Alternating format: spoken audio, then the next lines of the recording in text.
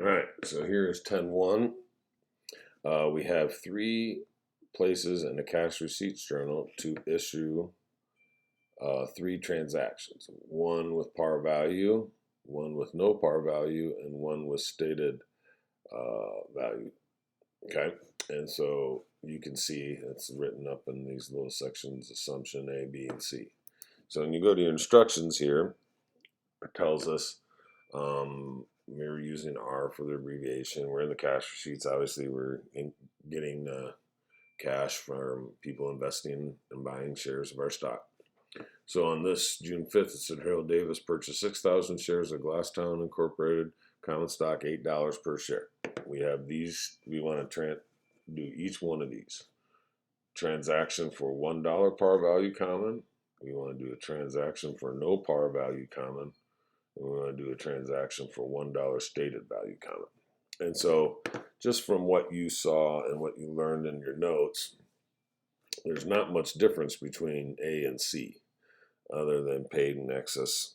We changed the words from par value to stated value. And B is just a one-line transaction. And so what you end up with is assumption number 1, par value common stock that you have here.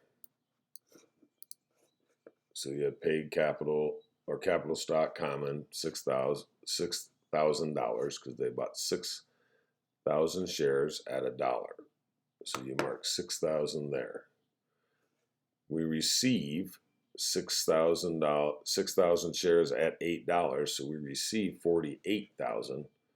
We subtract the 2, and that is what we paid in excess of par value common.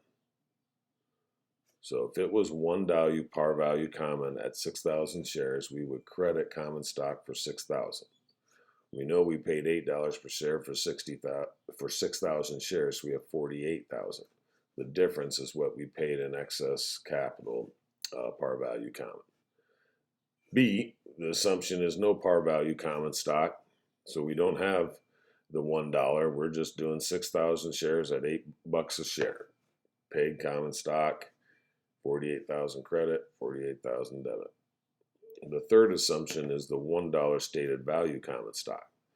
Very similar to par value, except in the end, you're putting paid in capital in excess of stated value versus paid in capital in excess of par value. So that is 10-1 work together. It'll be very, very similar to your application problem.